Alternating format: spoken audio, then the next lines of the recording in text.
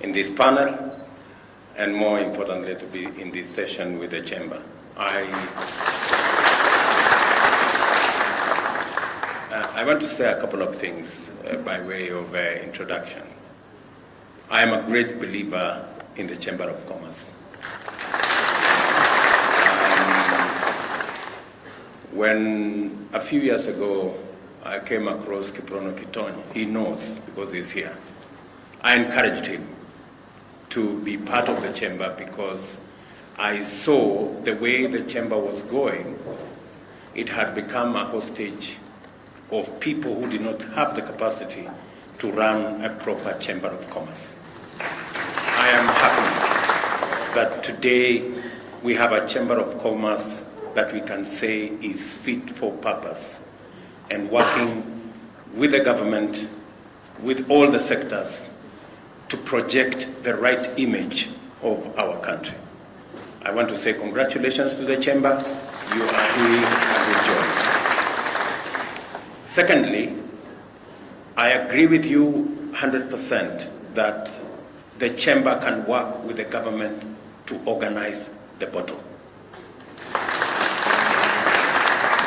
And what I have seen this morning is actually a testimony and a confirmation that indeed, with the Chamber, we can leverage on your network to be able to organize the bottom of the pyramid, to get the many innovators, the many creators, the many entrepreneurs, the majority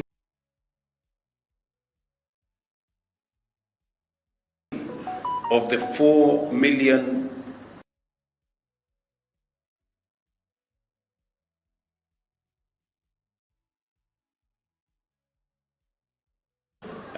to Eugene, who spoke earlier, and they present and they represent our future. The one asset that we have in Kenya, a very rare asset, is our human capital. We may not have gold, we may not have silver and all the other things, but we have the people of Kenya, and that is the asset that we have. And that is the asset that is going to turn around our nation. And I am happy that we are working together to sharpen, to model, and to shape the human capital that we have through training, through education. And I am very confident that going into the future, from all our learning institutions, training institutions, we should be able to build the human capital that is going to make the difference in our country. That is already it is making. That's one asset. The other asset, apart from sharpening that asset through education and training, we need to fund. And I am very happy that we are having a conversation and even listening to my great exporter here. The constraint that has been around our human capital and especially our micro and medium enterprises has been the concept of financing, affordable financing.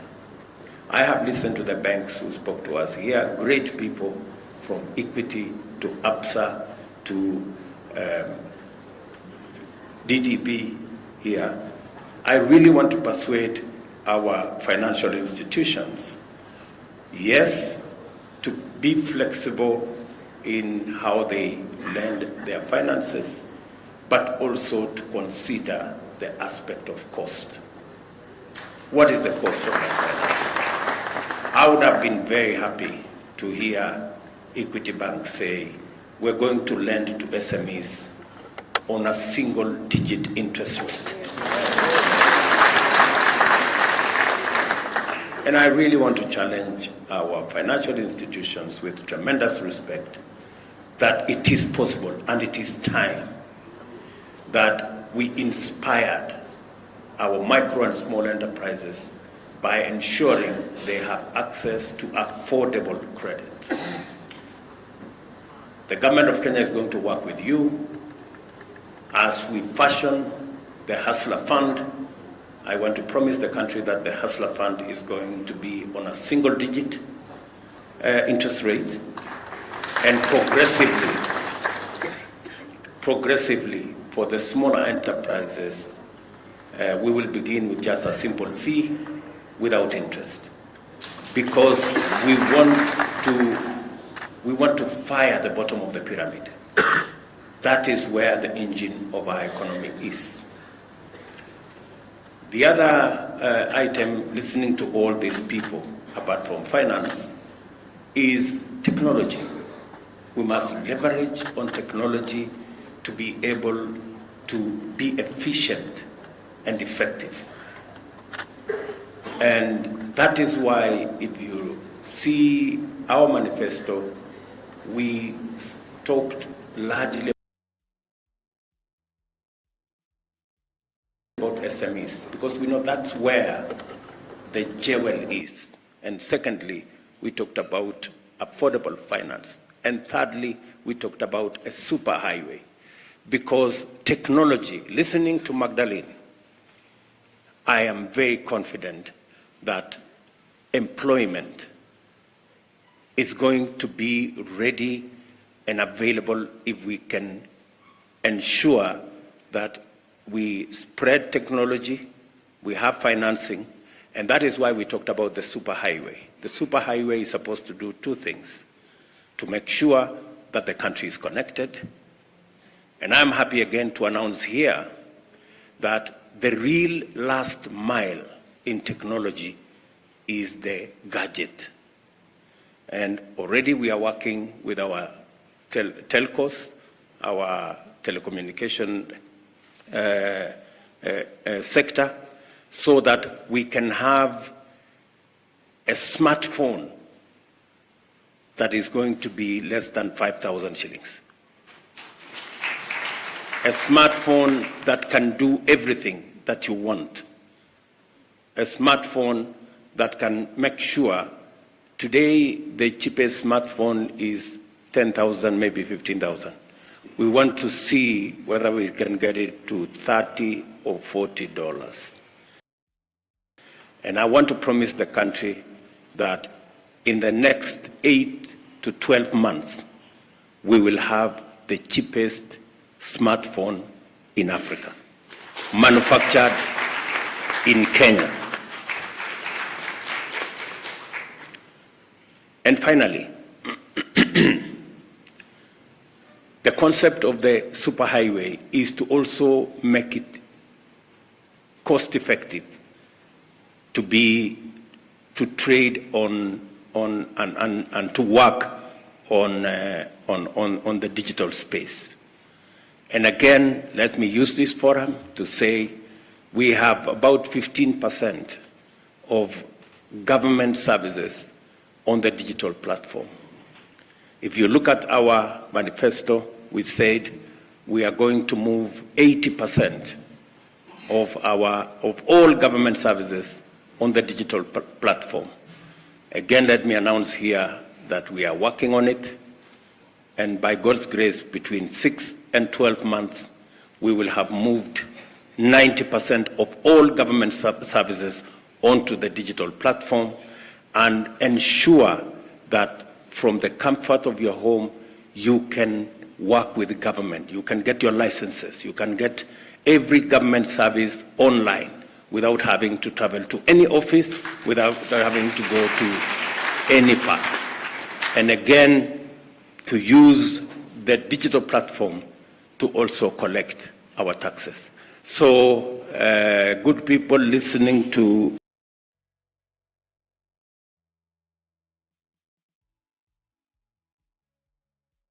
each and every one of you here, the government of Kenya stands ready, and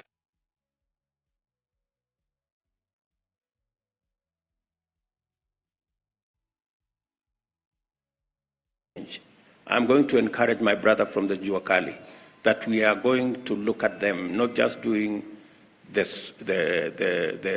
tractor that uses renewable energy.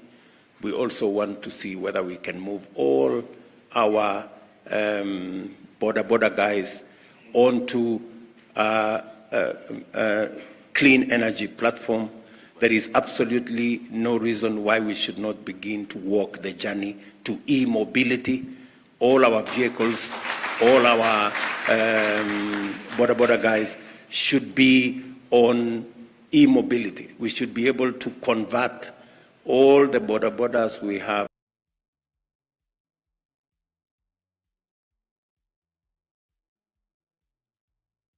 so that they are electric and they can use renewable energy, solar, they can use wind energy to be able to charge.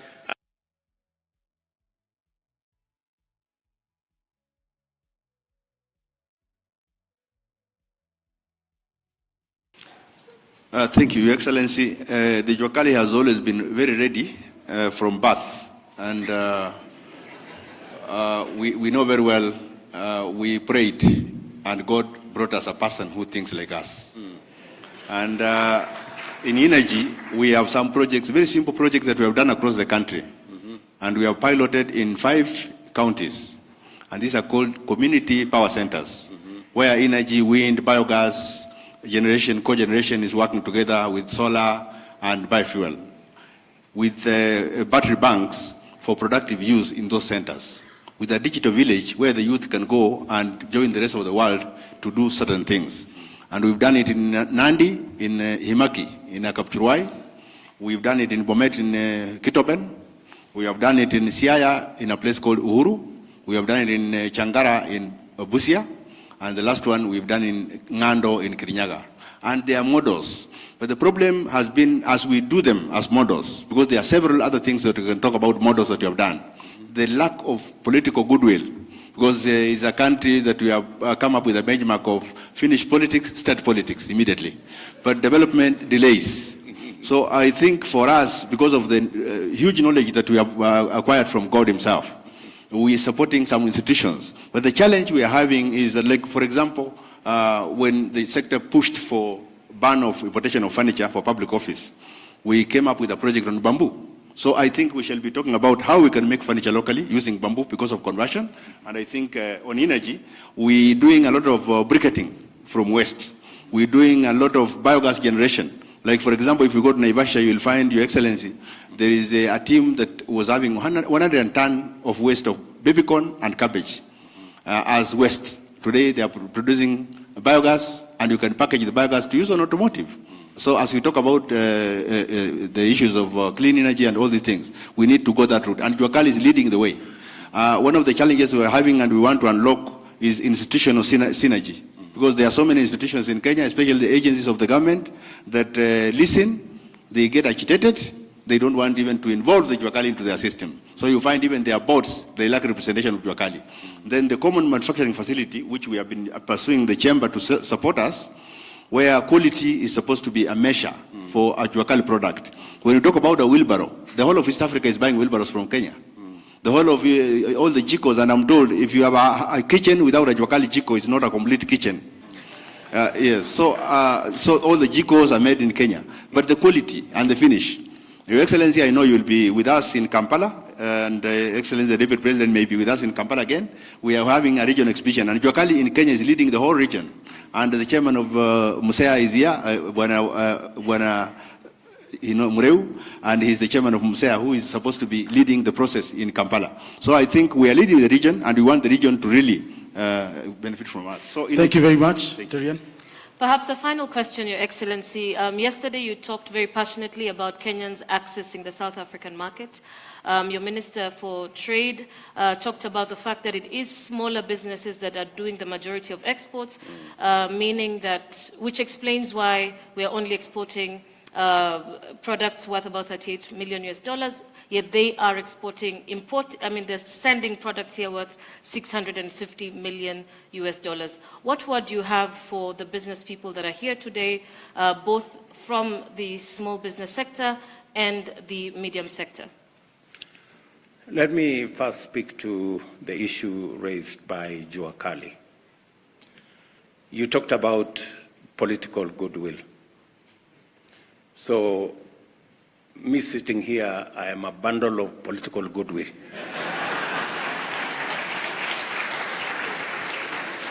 So, at least one issue is out of the way. The second issue is the common user facility, which you have talked about. And you are so right. When we are doing the housing, for example, we said we're going to connect our Juakali sector to our Tibet institutions, because in Tibet we have a lot of equipment. We spend almost 25-30 billion shillings to equip our Tibets.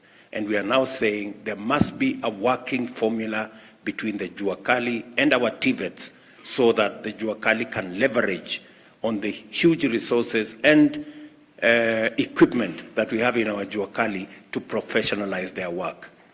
But if you look at our manifesto, we have said that we are going to work with the Juakali, link them up to our Tibet institutions, and create a common user facility where we have the most modern of equipment to be shared by different people in the Juakali sector, so that we can elevate the quality and the specifications of the products that they produce.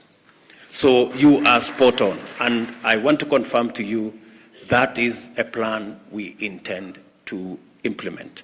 And it's going to cover the textile sector, the leather sector, the wood sector, the metal sector. All those sectors will be covered in our common user facility that we are going to equip, either in every county to begin with, then we will move to the sub-county, and then we will move to the Juakali sheds, which can be shared by different Juakali players, because it's expensive for one person to buy. But once we put a common user facility under the management of the Juakali, they can share in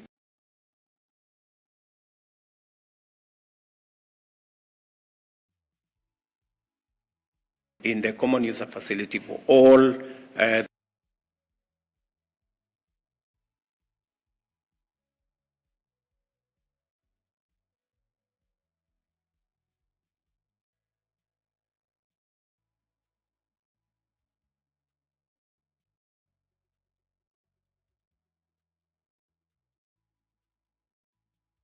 with travel. We also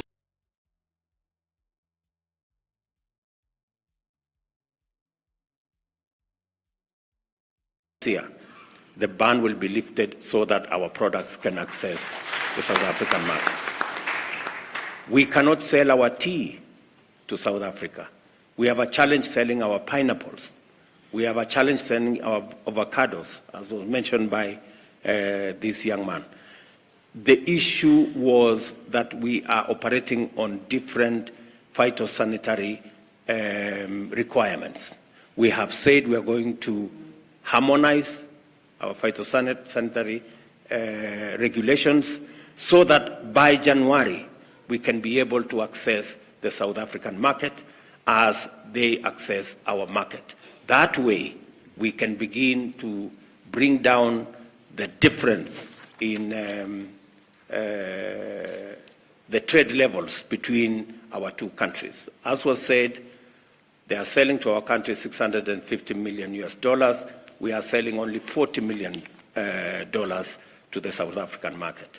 And yet, the primary or the premium products that we'll be selling to South Africa have barriers. One of them is tea, and I persuaded the President of South Africa that by January, February next year, we should be able to export our tea to South Africa. And I do that for all the other countries, including our neighbors, and I want to persuade all of us here, whether you are in fintech, whether you are in agro-processing, whether you are in the Juakali sector, we must focus our market beyond Kenya. And that is why we should leverage on the East African community, and more importantly, we should leverage on the infrastructure given to us by the Africa Continental Free Trade Area. Africa, ladies and gentlemen, is our market for our tea, for our coffee, for our milk, for our fintech, for all the products that we produce. We must raise our horizon to the 1.2 billion people in the African continent.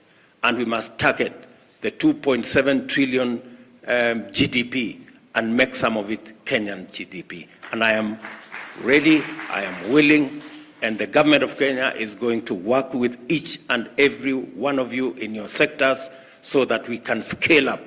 I like the words of Magdalene. She said, her enterprise is scalable and her enterprise can be expanded. You know, I really like that. And that should be the mindset that we have as Kenyans. Thank you, sir. Thank you very, very much, Your Excellency. I would want to go straight to Esther. And you've listened to His Excellency, and he's demonstrated on how his government will facilitate the private sector. In your view, Esther, what would you want the government or the private sector to do, particularly in value chain and the agro-processing, in terms of sustainability? First, Your Excellency, as you know, the manufacturing is quite capital intensive to set a manufacturing plant here. And it's also a challenge for the hustlers to be able to access financing. I'm calling myself an hustler manufacturer because I got into manufacturing food production with no food technology, knowledge at all. I am a product of the Kenya Industrial Research Institute. First, some of the challenges that we have is malt licensing. We have to pay so many licenses to be able to set up, plus their fees. At least you need 400,000 to be able to set up a factory in Kenya. I don't know how many startups will be able to afford that. Some of these licenses can be grouped together and it can be made cheaper. Annually, for renewals, we need at least 200,000. That is quite expensive for a startup. Another thing, it's on the taxes. It's like getting a baby and expecting this baby to feed herself in less than a year. So we are requesting for moratoriums or a grace period to be able to get on our feet so that we can be able to pay taxes without default. And another thing, we are also having very good fabricators locally. We also need the fabricators to be empowered financially so that we can be able to access machinery without really spending so much, and they can also be able to give us credit terms. In terms of financing, we would like to see a grace period given to any facilities that is extended to us in terms of loans for us to be able to stabilize before we start paying, and if at least we can be off from 6 months and above, because manufacturing is quite requiring. So these are some of the things, and also sensitizing just the consumers on the Buy Kenya, Build Kenya initiative so that we can also be able to support the products that we manufacture here, because I believe we are competitive in terms of packaging. We've really upped our game in branding, and we are good to compete with the international market. A month ago, I was in Germany and I looked at what is there. And the products that we are having out there internationally are as good as the products that we are manufacturing here and branding here. So we need support in those areas. Thank you. Thank you very much. On that note, we'd like to close our interactive session. Our hustlers, thank you so much for sharing your challenges as well as your successes. Yes, Your Excellency. Esther deserves a response. Yes. Because she has spoken to the heart of value addition and agro-processing and manufacturing. Yes. And it is a big component of how we are going to move our products up the value chain. We cannot continue to sell unprocessed, semi-processed, or poorly processed goods in our market. We must up our game, and we must support people like Esther who venture into adding value to our products for local consumption and even for export. This is a subject we have discussed extensively, and that is the reason why I hired Moses Kuria. Moses Kuria, can you respond to Esther? Come here. Just come to the podium there. Because Esther wants to know how we are going to support them. What is your KCD going to do? What is, how are we? Thank you, Your Excellency. Esther, I hope you know the level of unemployment that there is in Kenya. So please don't add to it by getting me fired.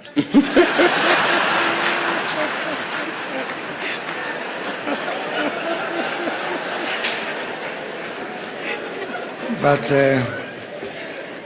because I don't want to get fired, Esther, I want to tell you that first, using our Kenya Industrial Research Development Institute, we are now running up to 50 to 100 clients, SME clients whom we are incubating there. From our Kenya Industrial Estate, we have another 50.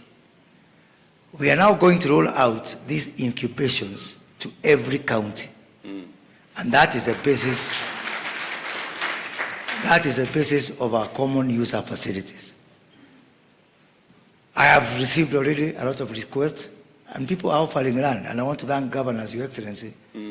Governor of Elegeo Marakwet has offered me land. Governor of Laikipia has offered me land.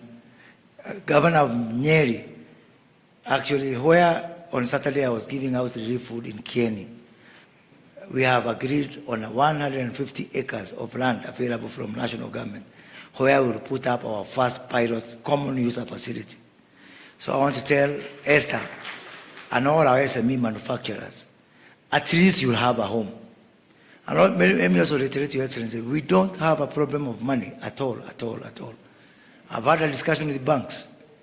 I've had a discussion with the World Bank and other development partners. The problem is what you have alluded to and what President Gatti has alluded to, that the bottom is not organized.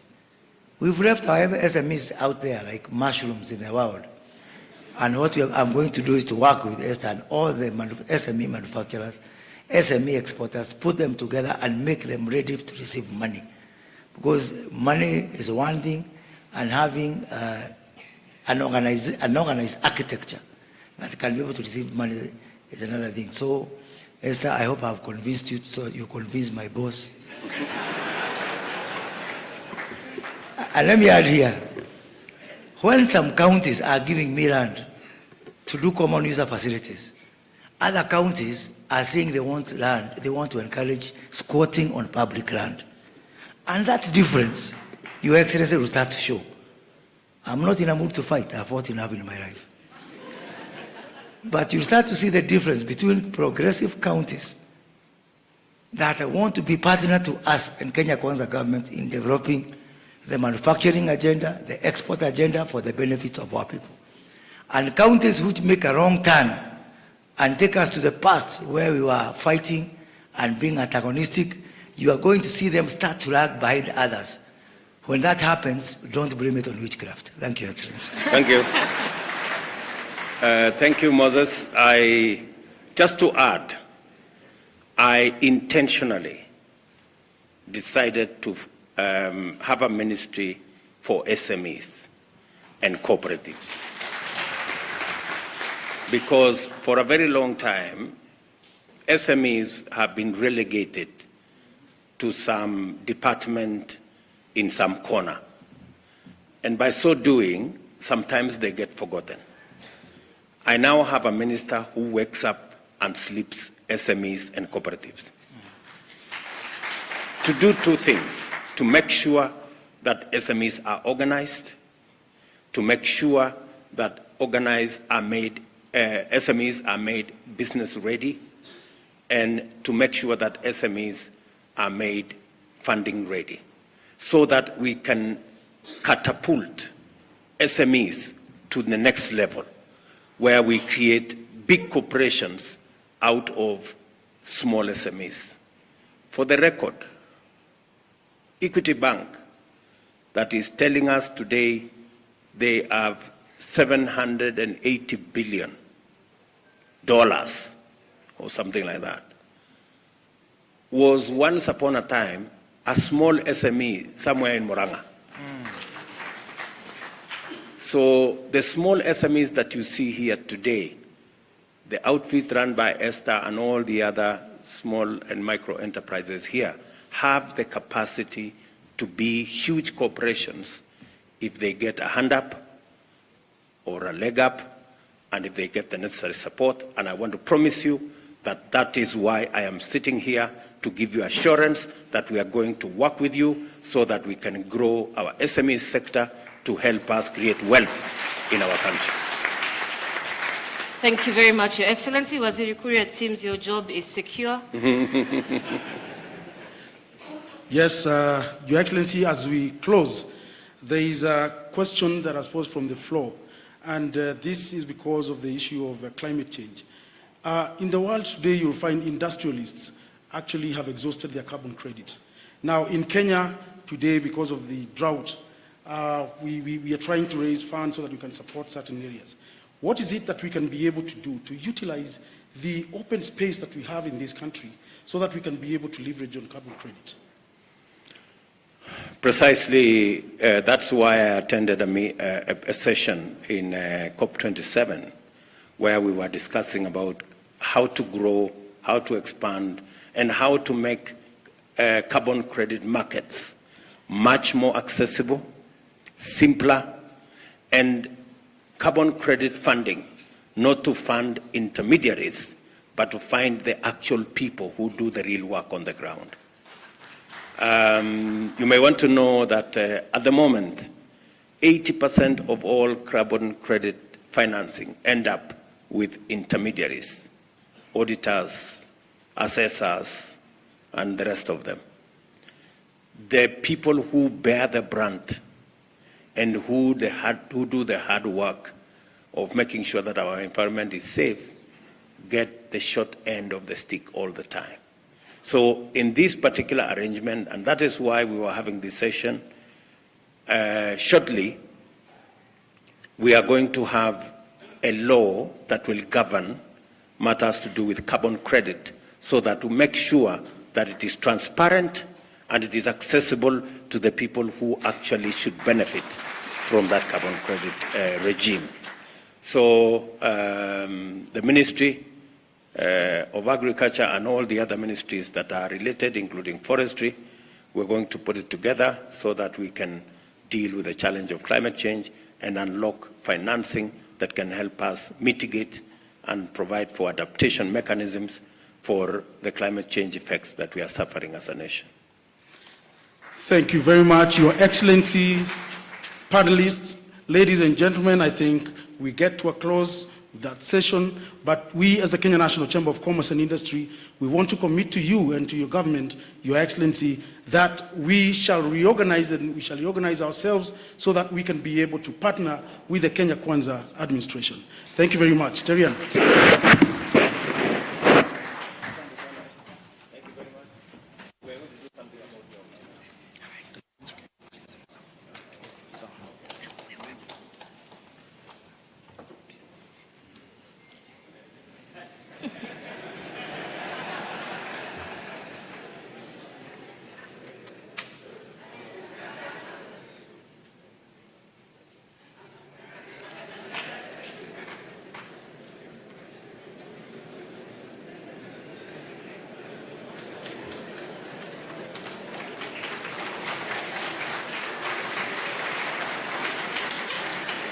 Thank you so much, Your Excellency. Our panelists, you may now take your seats, and I'll hand over to Mr. Wanjohi. Thank you very much. We may be seated.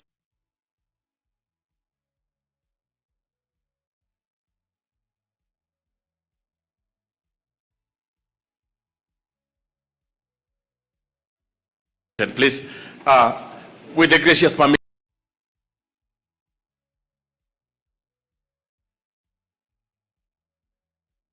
Chamber of Commerce and Industry. Mr. President, in 2007, during our AGM in Kakamega, which was scattered by the police at 11 a.m., if you came to the field after the event, there were sticks and stones. However, those sticks and stones did not break our bones, and I'm glad that we lived to see this day today, when we have an AGM that brings together the real practitioners of the private sector. Mr. President, thank you. You walked this journey with us.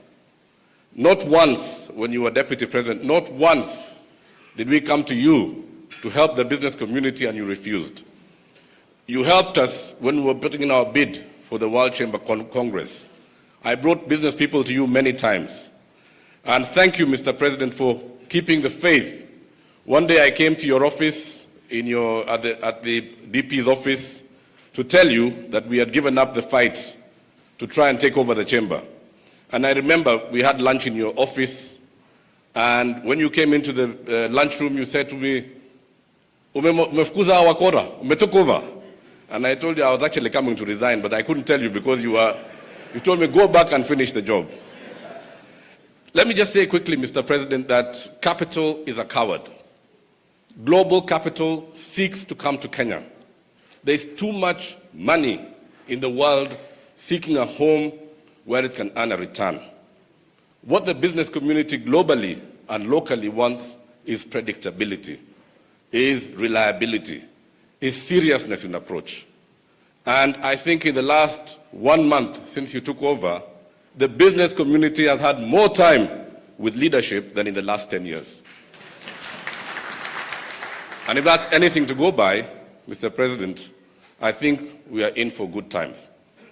Mr. President, finally, let me just say we appreciate very much your choice of Moses Kuti as our cabinet secretary. He's engaged, he's focused, he's resourceful. The other day he told the PS, some of the CEOs in his ministry, that atawaendesha kama gari ya miraa.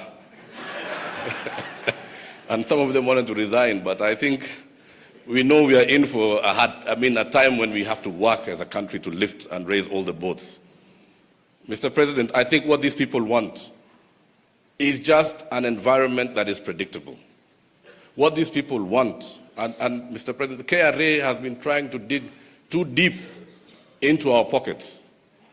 We need the chamber and such like bodies that can actually expand the tax base in order to allow you to fulfill the agenda of helping this country. Mr. President, you promised us 10 IPOs at the NSC.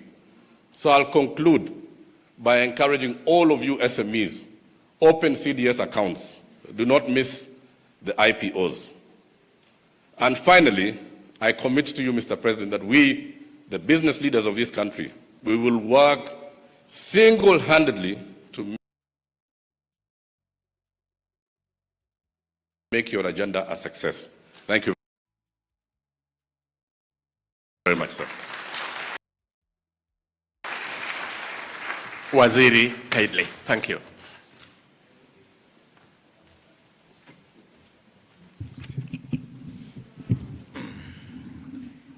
Thank you. Your Excellency, the President of the Republic of Kenya, Your Excellency, the Deputy President, Chairman, President of the Chamber, the Board of KNCCI, Chamber members, ladies and gentlemen. Your Excellency, I want to thank you yet again because of your continued commitment to our business and economic agenda. Your presence here today is yet another manifestation that what we told the people of this country, that the economy will be at the heart of our administration, is actually becoming a reality. All your trips that you have made out there are in the names of business. Even when you went to COP27 for the environment, I hear you are more interested about carbon trading than about the environment. Because the economy is really at the heart of your administration. And we want to thank you. And even here locally, I want to apologize because these people, Kiprono, myself, got here, we put you from one event to the other. We really apologize, and we promise to do it again. Because we have to continue with this until people get to understand that really the economy is at the heart of this government. And I'm pleased to hear one of the young men who are presenting there talk about how they are going to contribute to the NSSF. It means that message of yours is getting somewhere. It may appear difficult, but tunashika. So just be patient with us. Tutaelewa tu pole pole. So just the same way you fed us on the bottom-up agenda until now it has become a national anthem. The Hustler Fund has become a national anthem. So even the other things we're trying to do, like mobilizing savings and organizing the bottom, tutaelewa. Like yourself, I'm a fan of the chamber. I've worked out there for close to a decade. And out there, when you buy a car, you need to get a stamp from the Chamber of Commerce. When you buy a cat, you need to get a stamp from the Chamber of Commerce. When I got my children, before I get them from the maternity, I need a stamp from the Chamber of Commerce. And I would want to see a situation whereby our chamber, because chambers are recognized all over the world, and having our chamber recognized, and I'm going to work with the chamber here, with your permission, to actually see whether we can be able to entrench the chamber in some form of legislation, so that it's anchored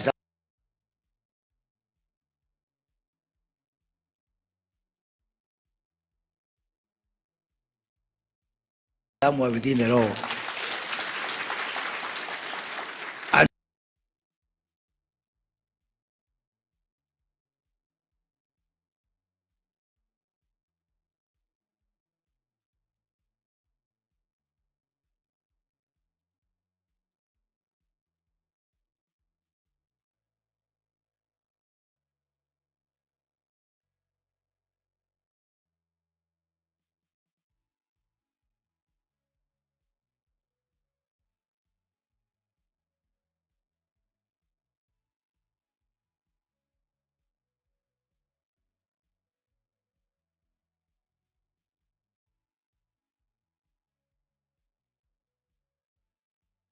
So we thank you, and I want to tell you that within the chamber, kama uko hapa hujapotea, there was only one small problem, because the mandate which we wrote for them did not include doing politics, and hapo katikati walipotelea wakaanza kufanya siasa. Lakini wameniambia two things, that hata hii uchaguzi imeisha, some of them was not supporting us. But they have told me two things. One, they have told me that they are glad that their side that they were supporting did not win. And two, they have promised me that going forward, they will leave politics to politicians and work to build the chamber so that we can be able to work together. And I want to promise them that even us, as Kenya Kwanza government, we are not going to ask of you to do politics on our behalf. All we are going to ask of you is please manage business, help the SMEs, help to grow our export, help to grow our manufacturing. Our politics we can do for ourselves. The project of reforming the chamber that Trademark East Africa is undertaking to be able to organize the bottom is a shared agenda with our government. My ministry is involved in that particular initiative. I want to thank Trademark East Africa. We're here. Ahmed Farah, we've had many meetings. Mr. Ngatia, and I want to say that that project has got the full support of the government of Kenya to reform, to register every SME. Because we keep on arguing. The other day, we had having a meeting with yourself, Your Excellency, with KRA, and one, Dr. David D, said we have got 4 million SMEs. But the enterprises registered for VAT are close to 300,000. And I want to see a situation whereby after we are done with this project of digitization of the chamber, we actually donate that list and become an agent, a partner of KRA, because we are going to do everything possible to improve the business environment. We are going to go to every length to support manufacturing, create common user facilities, merge our licenses regime, but also we want the chamber to be our partner in matters of tax collection. And it's not tax collection by force. we want to move to a regime of voluntary tax collection. And they have told me that they have no problem paying taxes. The only problem is that we let the taxes pile up, mpaka siku ya kulipa inakuwa sasa story ingine. So under that program, we are also going to work on a situation whereby every day KRA will be going home with their money and leaving the businessman with his money. So hakuna mtu anakibiza mwingine. Yeah. So because when the tax is paid installment every day, what we are calling the tax at source, and do it on a voluntary basis, then we are going to meet each other and be friends. Your Excellency, we are successfully piloted that in the betting industry for the last 2 weeks. Every day, the company that is in that pilot scheme, every day they are going home happy because KRA has been collecting its taxes daily basis, real time, and they have been doing their business.